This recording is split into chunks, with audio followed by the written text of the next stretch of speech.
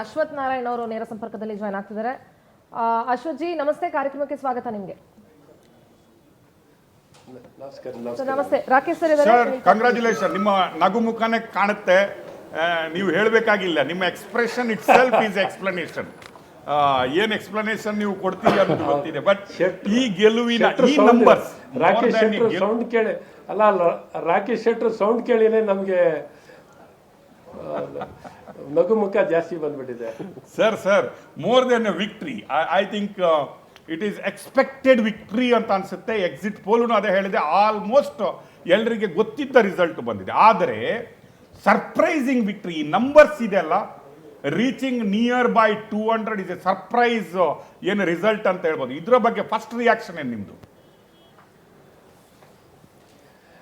ಖಂಡಿತ ಜನ ಈಗಿದ್ದಂಥ ನಮ್ಮ NDA ಸರ್ಕಾರದ ಮೇಲೆ ವಿಶ್ವಾಸವನ್ನು ಇಟ್ಕೊಂಡು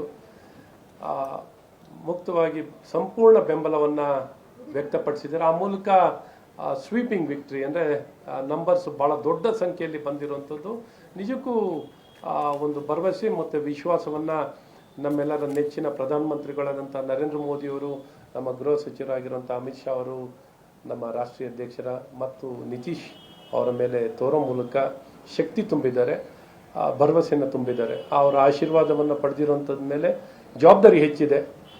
ಖಂಡಿತ ಈ ಸಂಖ್ಯೆ ಒಳ್ಳೆ ಸಂದೇಶ ಕೊಟ್ಟಿದೆ. ಧನ್ಯವಾದಗಳು. ನೀವು ಹೇಳಿದಾಗೆ ಒಂದಿಷ್ಟು ನಂಬರ್ಸು ದೊಡ್ಡ ಮಟ್ಟದಲ್ಲಿ ಬರ್ತಿರೋವಂಥದ್ದು. ಎಲೆಕ್ಷನ್ಸ್ನಲ್ಲಿ ಒಂದ್ಸಲಿ ಸ್ವಿಂಗ್ ಎತ್ಕೊಂಡಾಗ problem numbers will not stop sir. Numbers ಆ ರೀತಿ ದೊಡ್ಡ ಸಂಖ್ಯೆಯಲ್ಲಿ ಒಂದು ಸ್ವಲ್ಪ 1% 2% ಜಾಸ್ತಿ ಆದ್ರೂ ನಂಬರ್ಸು ಸಂಖ್ಯೆ ಆಲ್ಮೋಸ್ಟ್ ದೊಡ್ಡ ಮಟ್ಟದಲ್ಲಿ ಬರುವಂಥದ್ದಾಗುತ್ತೆ. ಹಾಗಾಗಿ ನಮಗೆ ಬಂದಿದೆ. ಹಾಗಾಗಿ ನಾನು ಎಲ್ಲರಿಗೂ ಧನ್ಯವಾದವನ್ನು ಹೇಳಕ್ಕೆ ಇಷ್ಟಪಡ್ತೀನಿ. ಸರ್ಕಾರದ ಹಲವು ವರ್ಷಗಳ ಸರ್ಕಾರದ ಮೇಲೆ ಸರ್ಕಾರದ ವಿರೋಧಿ ಅಲೆ ಇತ್ತು ಅನ್ನೋ ಮಾತಿತ್ತು.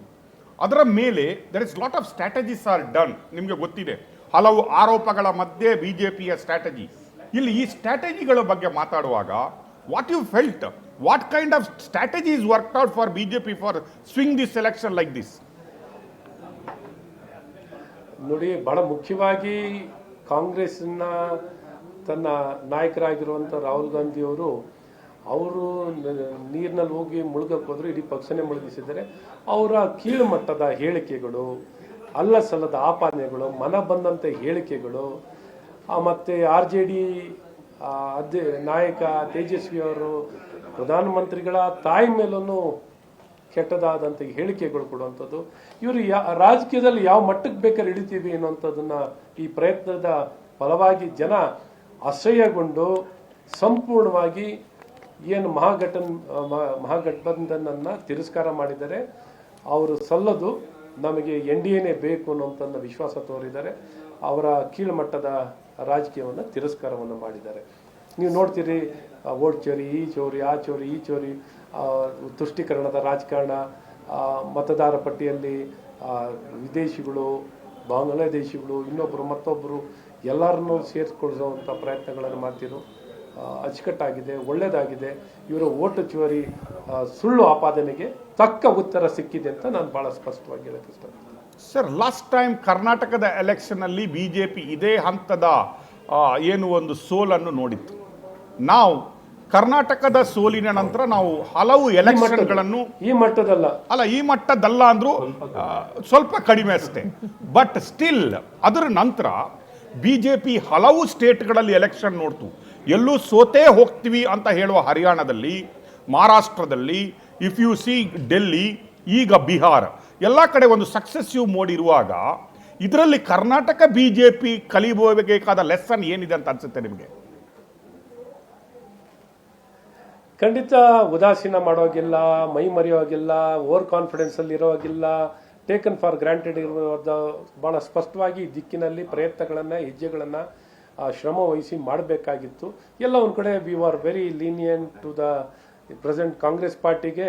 ಸರ್ಕಾರ ಇಟ್ಕೊಂಡಿರೋರಿಗೆಲ್ಲ ಒಂದು ಕಡೆ ಸಾಫ್ಟ್ ಅಪ್ರೋಚ್ ಇತ್ತು, ಇನ್ನೊಂದು ಸ್ಟ್ರಾಂಗ್ ಅಪ್ರೋಚ್ ನಾವು ತಗೊಳ್ಬೇಕಾಗಿತ್ತು. ಅವರು ಅಲ್ಲ ಸಲ್ಲದ ಆಪಾದನೆಗಳನ್ನು ನಮ್ಮ ಪಕ್ಷದ, ನಮ್ಮ ಸರ್ಕಾರದ ಮೇಲೆ ಮಾಡಿದಾಗ ಎಲ್ಲ ಒಂದು ಕಡೆ ನಾವು ಕೌಂಟರ್ ಅಟ್ಯಾಕ್ನಲ್ಲಿ ಎಲ್ಲ ಒಂದು ಕಡೆ ಭಾಳ ವೀಕ್ ಆಗಿದ್ದು. ಅದನ್ನು ಇನ್ನೂ ಅವರಿಗೆ ಪ್ರಬಲವಾಗಿ ಉತ್ತರ ಕೊಡುವಂಥ ಕೆಲಸಗಳು ನಾವು ಮಾಡಬೇಕಾಗಿತ್ತು. ಅದು ಮಾಡದ ಕಾರಣ ಅದರ ಪ್ರತಿಫಲವನ್ನು ಮತ್ತು ನಮ್ಮ ಇಂಟರ್ನಲ್ ರಿಸರ್ವೇಷನ್ನ ನಾವು ಮಾಡ್ದು ಭಾಳ ಪಾಸಿಟಿವ್ ಆಗಿ ಮಾಡ್ದು. ಆದರೆ ಅದನ್ನು ಸರಿಯಾಗಿ ನಾವು ತಿಳಿಸ್ಲಿಕ್ಕಾಗಿರಲಿಲ್ಲ. ಸಮಯ ಅವಕಾಶ ಕಮ್ಮಿ ಇತ್ತು. ಎಸ್ ಟಿ ವರ್ಗಕ್ಕೆ ರಿಸರ್ವೇಷನನ್ನು ಹೆಚ್ಚಿಸಿದ್ದು ಆ್ಯಕ್ಚುಲಿ ಆ ಕ್ರೆಡಿಟ್ ನಮ್ಗೆ ಬರಬೇಕಿತ್ತು. ಇವತ್ತು ಇಂಟರ್ನಲ್ ರಿಸರ್ವೇಷನ್ನು ಪರಿಶಿಷ್ಟ ಜಾತಿನಲ್ಲಿ ಮಾಡಿರುವಂಥ ಕ್ರೆಡಿಟ್ ನಮಗೆ ಬರಬೇಕಾಗಿತ್ತು. ಈ ರೀತಿ ಹಲವಾರು ಒಳ್ಳೊಳ್ಳೆ ಕೆಲಸಗಳಾಗಿದೆ. ಆದರೆ ಅದನ್ನು ನಾವು ಪರಿಣಾಮಕಾರಿಯಾಗಿ ಎಲ್ಲ ಒಂದು ಕಡೆ ಕಾಂಗ್ರೆಸ್ ಅವರು ಯಶಸ್ವಿಯಾಗಿ ಅನುಮಾನ ಹುಟ್ಟಿಸ್ಬಿಟ್ರು. ನಾವು ಮಾಡಿರೋದನ್ನೇ ಇವತ್ತು ಒಂದು ಸ್ವಲ್ಪ ಸಣ್ಣ ಟ್ವಿಸ್ಟ್ ಟರ್ನ್ ಮಾಡಿ ಅದನ್ನೇ ಒಂದು ದೊಡ್ಡ ಕ್ರೆಡಿಬಿಲಿಟಿ ತಗೊಳ್ಳೋಕ್ಕೆ ಒಂದು ಅದನ್ನು ಒಂಥರ ಸಾಧನೆ ಮಾಡಿದ ರೀತಿಯಲ್ಲಿ ಕಾಂಗ್ರೆಸ್ನವ್ರು ಬಿಂಬಿಸ್ಕೊಳ್ತಾ ಇದ್ದಾರೆ. ಸೊ ಇವತ್ತೆಲ್ಲ ಹಲವಾರು ಕೆಲಸಗಳು ಎಲ್ಲ ನಮ್ಮ ಕಾಲದಲ್ಲಿ ಇವತ್ತು ಕಾಂಗ್ರೆಸ್ನಲ್ಲಿ ಆಗಿರೋದು ಏನೂ ಇಲ್ಲ. ಆದರೆ ಎಲ್ಲ ಒಂದು ಕಡೆ ನಾವು ಸರಿಯಾಗಿ ತಿಳಿಸೋದ್ರಲ್ಲಿ ವಿಫಲರಾಗಿರುವಂಥದ್ದು ಪರಿಣಾಮವಾಗಿ ಇವತ್ತು ನಾವು ಇದೊಂದು ಹಿನ್ನಡೆಯನ್ನು ಕಂಡಿದ್ದೀವಿ. ಪ್ರಾಬಲಿ ಇವತ್ತು ಕಾಂಗ್ರೆಸ್ ಅಧಿಕಾರಕ್ಕೆ ಬಂದ ನಂತರ ನಿಮಗೆ ಗೊತ್ತಿದೆ ಯಾವ ರೀತಿ ಜನ ಅದ್ರ ಮೇಲೆ ವಿಶ್ವಾಸವನ್ನು ಕಳ್ಕೊಂಡಿದ್ದಾರೆ, ಜನ ವಿರೋಧಿಗಳಾಗಿದ್ದಾರೆ.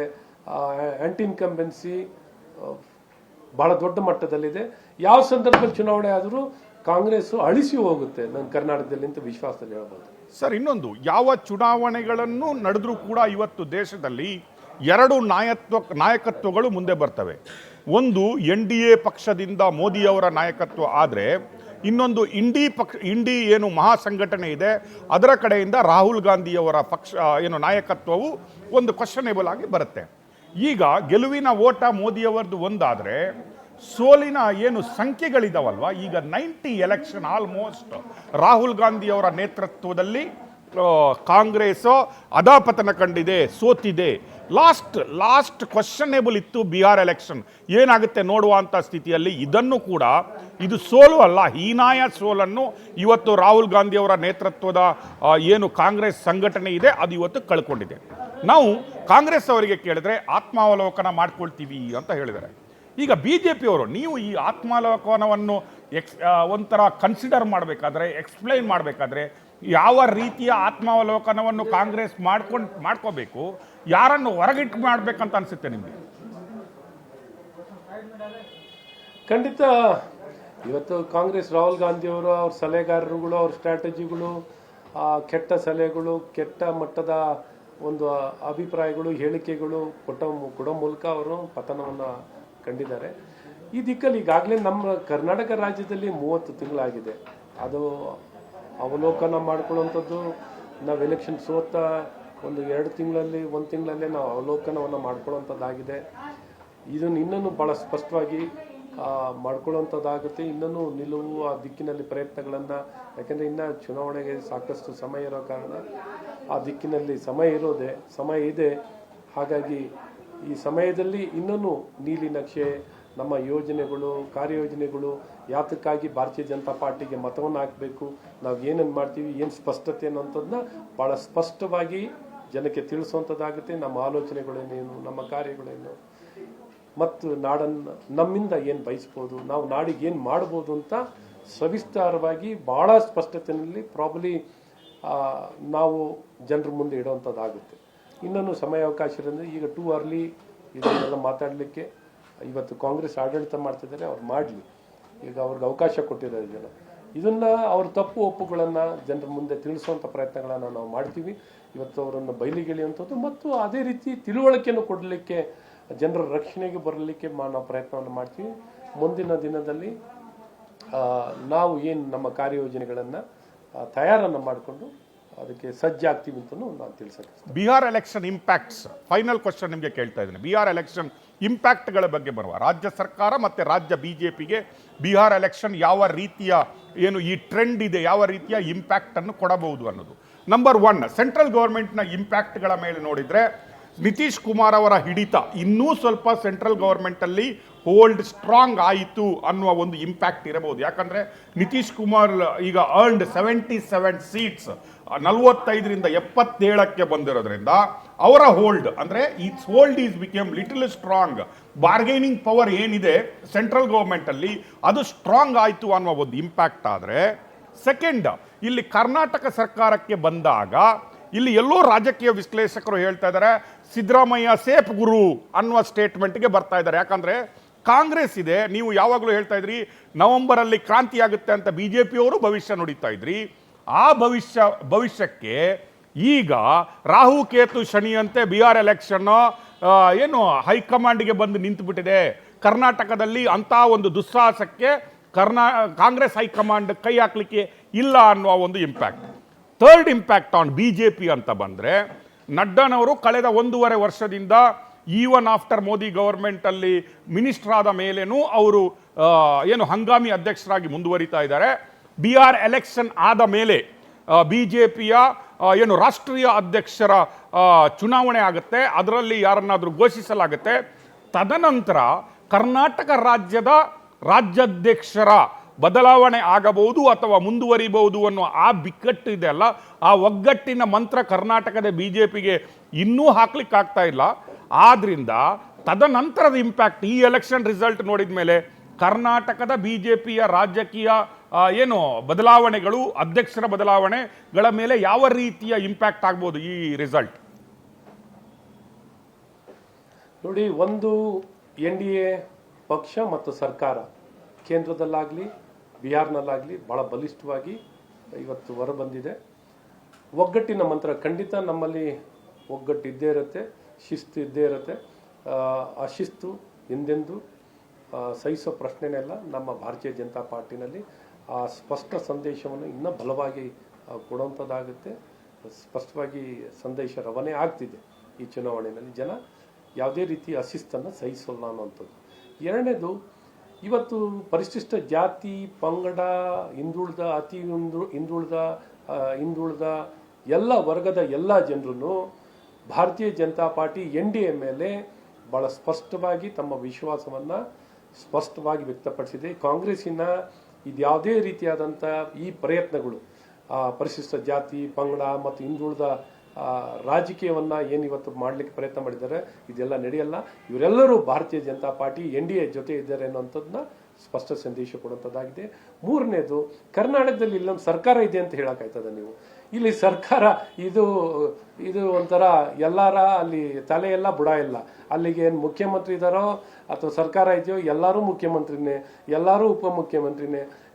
MLAಗಳೇ, ಅವ್ರ ಪಕ್ಷದ MLAಗಳೇ ಪ್ರತಿನಿತ್ಯ ಯಾವ ರೀತಿ ಪ್ರಶ್ನೆ ಮಾಡ್ತಿದ್ದಾರೆ ಅಂತ ನೋಡ್ತಿದ್ದಾರೆ.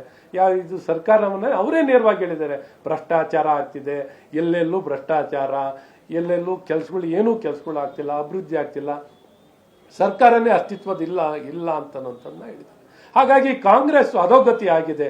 ಈ ಅಧೋಗತಿಯಲ್ಲಿ ಅವರ ಬಲಿಷ್ಠ ಇನ್ನೊಂದು ಪ್ರಶ್ನೆಗಳು ಇಲ್ಲಿ ಉದ್ಭವ ಆಗಲ್ಲ. ಹಾಗಾಗಿ ಆ ಪಕ್ಷದ ಪರಿಸ್ಥಿತಿ ನೆಲಸಮ ಆಗಿದೆ. ಹಾಗಾಗಿ ನಾನು ಅದ್ರ ಬಗ್ಗೆ ಮಾತಾಡೋಕೆ ಹೋಗಲ್ಲ. ಹಾಗಾಗಿ ಅವ್ರಿಗೆ ಬಿಟ್ಟಿರುವಂಥದ್ದು, ಅವರಲ್ಲಿ ಏನಾಗುತ್ತೆ ಬಿಡುತ್ತೆ ಅನ್ನೋಂಥದ್ದು ಕಾಂಗ್ರೆಸ್ ಪಕ್ಷಕ್ಕೆ ನಮಗೇನು ಸಂಬಂಧ ಇಲ್ಲ. ಬಟ್ ಕಾಂಗ್ರೆಸ್ಸಿನ ಪರಿಸ್ಥಿತಿ ಸಂಪೂರ್ಣವಾಗಿ ಅವರ ಆಲೋಚನೆಗಳು, ಅವರ ಸ್ಟ್ರಾಟಜಿಗಳು ಎಲ್ಲವೂ ಬ್ಯಾಕ್ ಫೈರ್ ಆಗಿದೆ. ಯಾರೂ ಅವ್ರನ್ನ ನಂಬಲಿಕ್ಕೆ ತಯಾರೇ ಇಲ್ಲ. ನಮ್ಮ ಪಕ್ಷ NDA ಬಹಳ ಬಲಿಷ್ಠವಾಗಿ ಬೆಳೆಯುವಂಥದ್ದಾಗುತ್ತೆ. ನಿತೀಶ್ ಅವರು ಬಿಹಾರ್ನಲ್ಲಿ ಇವತ್ತು BJP ಅವರು ಎಲ್ಲ ಒಟ್ಟಿಗೆ ಸೇರಿ ಬಲಿಷ್ಠವಾಗಿ ಜನ ಆಶೀರ್ವಾದವನ್ನು ಮಾಡಿದ್ದಾರೆ. ಹಾಗಾಗಿ ಒಗ್ಗಟ್ಟಿರುತ್ತೆ, ಜೊತೆನಲ್ಲಿ ಹೋಗುತ್ತೆ. ಅದೇ ರೀತಿ ಅವರ ಸಹಕಾರವನ್ನು ನಮ್ಮ ಪಕ್ಷಕ್ಕೆ ಕೊಟ್ಟಿದ್ದಾರೆ. ಅದರಲ್ಲಿ ಇವರು ಕಮ್ಮಿ, ಇವರು ಜಾಸ್ತಿ ಅಂತೇನಿಲ್ಲ. ಒಟ್ಟು ಒಗ್ಗಟ್ಟಿನ ಮಂತ್ರ ಇದೆ ಅಂತ ಬಹಳ ಅಲ್ಲ. ನೀವು ಎಲ್ಲೂ ರಾಹುಲ್ ಗಾಂಧಿ ಅವರನ್ನು ಏನೋ ಹೇಳ್ತಾ ಇಲ್ಲ, ಯಾಕಂದ್ರೆ ಅಲ್ಲೇ ಇರ್ಲಿ ಅಂತ ಆಸೆ ಇರ್ಬೇಕು ನಿಮಗೆ. ಖಂಡಿತ ರಾಹುಲ್ ಗಾಂಧಿ ಅವರು ಎಲ್ಲಿವರೆಗೂ ನಮ್ಗೆ ಇರ್ತಾರೋ ಅಲ್ಲಿವರೆಗೂ ನಮ್ಗೆ ಒಳ್ಳೆ ಆಶೀರ್ವಾದನೇ. ಅಂದ್ರೆ ಮಾತಾಡ್ತಾ ಇರ್ಬೇಕು. ನೀವು ಕ್ಲೈಮ್ ಮಾಡ್ತಾ ಇರೋದು ರಾಹುಲ್ ಗಾಂಧಿ ನಿಮ್ಮ B ಟೀಮ್ ಇದ್ದಂಗೆ ಅಂತ. ಆ ರೀತಿ ಹೇಳಕ್ ಹೋದ್ರೆ ತಪ್ಪಾಗುತ್ತೆ. ಅವ್ರದೇ ಆದಂತ ಅವರ ಆಲೋಚನೆಗಳು ಎಲ್ಲ ಒಂದ್ ಕಡೆ, ಅವರ ಹೇಳಿಕೆಗಳು, ಅವರ ಆಲೋಚನೆಗಳು, ಅವರ ನಡವಳಿಕೆಗಳು ಎಲ್ಲ ಒಂದ್ ಕಡೆ ಜನ ಒಪ್ತಿಲ್ಲ. ಅದಕ್ಕೆ ಜನ ಸ್ಪಂದಿಸ್ತಿಲ್ಲ. ಹಾಗಾಗಿ ತಿರಸ್ಕಾರದ ಮೇಲೆ ತಿರಸ್ಕಾರ ಆಗ್ತಿದೆ. ಹಾಗಾಗಿ ಎಲ್ಲ ಒಂದು ಕಡೆ ಅವರು ಅದನ್ನು ಬಹಳ ಸ್ಪಷ್ಟವಾಗಿ ಅರ್ಥ ಮಾಡ್ಕೋಬೇಕು. ಒಂದು ಕನ್ಸ್ಟ್ರಕ್ಟಿವ್ ಪೊಲಿಟಿಕ್ಸ್ ಮಾಡಬೇಕು, ಜವಾಬ್ದಾರಿಯುತವಾದಂಥ ರಾಜಕಾರಣವನ್ನು ಮಾಡಬೇಕು. ಇಲ್ಲಿ ಬಾಯಿಗೆ ಬಂದಂತೆ ತಲೆಗೆ ಬಂದಂತೆ ಅವ್ರು ಮಾತಾಡ್ತಿರುವಂಥದ್ದು ಅವ್ರಿಗೂ ಅದು ಯೋಗ್ಯವಾಗಿಲ್ಲ, ಅವರ ಪಕ್ಷಕ್ಕೆ ಯೋಗ್ಯವಾಗಿಲ್ಲ. ನೇಷನ್ನ ರಾಷ್ಟ್ರ ಮೊದಲು, ಮತ್ತೆ ಈ ರಾಜಕೀಯಗಳು ಬರುವಂಥದ್ದು ಆಗಬೇಕು. ಆ ದಿಕ್ಕಿನಲ್ಲಿ ಜವಾಬ್ದಾರಿಯುತವಾಗಿ ಅವರ ಕಾರ್ಯನಡೆಗಳು ಏನಾದ್ರು ಇದ್ದಿದ್ರೆ ಪ್ರಾಬ್ಲಿ ಅವ್ರು ಇನ್ನೂ ಉತ್ತಮವಾದಂಥ ಪರಿಸ್ಥಿತಿಯಲ್ಲಿ ಇರ್ತಿದ್ರು. ಅವ್ರು ಇವತ್ತು ಅವರ ನಡೆ ಮತ್ತು ನುಡಿ ಸರಿ ಇಲ್ಲದ ಕಾರಣ ಜನ ತಿರಸ್ಕಾರ ಮಾಡ್ತಿದ್ದಾರೆ. ಬಿಜೆಪಿ ಆಫೀಸಲ್ಲಿ ಸೆಲೆಬ್ರೇಷನ್ ಹೆಂಗಿದೆ ಇವತ್ತು ಕರ್ನಾಟಕ ಬಿಜೆಪಿ ಆಫೀಸಲ್ಲಿ, ನಿಮ್ಮ ಆಫೀಸಲ್ಲಿ? ಸೆಲೆಬ್ರೇಷನ್ ಯಾಕೆಂದರೆ ನಿಮಗೆ ಗೊತ್ತಿದೆ, ಇವತ್ತೇನು ಇಡೀ ದೇಶದಲ್ಲಿ ಬಾಂಬ್ಗಳನ್ನು, ಟೆರರಿಸ್ಟ್ ಅಟ್ಯಾಕಿಂದ ಬಾಂಬಿಂದ ಜೀವ ಕಳ್ಕೊಂಡಿರುವಂಥ ವ್ಯಕ್ತಿಗಳು, ಕುಟುಂಬ ಮತ್ತು ಇಡೀ ದೇಶ ಈ ಭಯದಲ್ಲಿದೆ. ಎಲ್ಲ ಒಂದು ಕಡೆ ಈ ರೀತಿ ಆತಂಕವಾದಿಗಳ ಈ ಪ್ರಯತ್ನಗಳು ನಿಜಕ್ಕೂ ದೇಶದಲ್ಲಿ ದುಃಖ ತಂದಿರುವಂಥದ್ದಿದೆ. ಹಾಗಾಗಿ ದುಃಖದ ಪರಿಸ್ಥಿತಿಯಲ್ಲಿ ಸೆಲೆಬ್ರೇಷನ್ ಏನಿದೆ, ಭಾಳ ಸೆಲೆಬ್ರೇಷನ್ ಮತದ ಮೂಲಕ ಆಗಿದೆ. ಜನ ಆಶೀರ್ವಾದ ಮಾಡಿದ್ದಾರೆ, ಜವಾಬ್ದಾರಿ ಹೆಚ್ಚಾಗಿದೆ. ಹಾಗಾಗಿ ಈ ಸಂಭ್ರಮ ಮತದ ಮೂಲಕ ಆಗ್ತಿದೆ. ಸರ್ಕಾರ ಮತ್ತೊಮ್ಮೆ ಅಧಿಕಾರಕ್ಕೆ ಬರ್ತಿರೋದು ಈ ಸಂಭ್ರಮ. ಹಾಗಾಗಿ ಪಟಾಕಿ, ಇನ್ನೊಂದು ಮತ್ತೊಂದು ಸ್ವೀಟು ಇದು ಯಾವುದೂ ಇಲ್ಲ ಅಂತ ಅನ್ನೋದನ್ನ ಭಾಳ ಸ್ಪಷ್ಟವಾಗಿ ನಿರ್ಧಾರ ತಗೊಳ್ಳೋಂಥ. Sir, once again congratulation, thank you for your input. Thank you very much.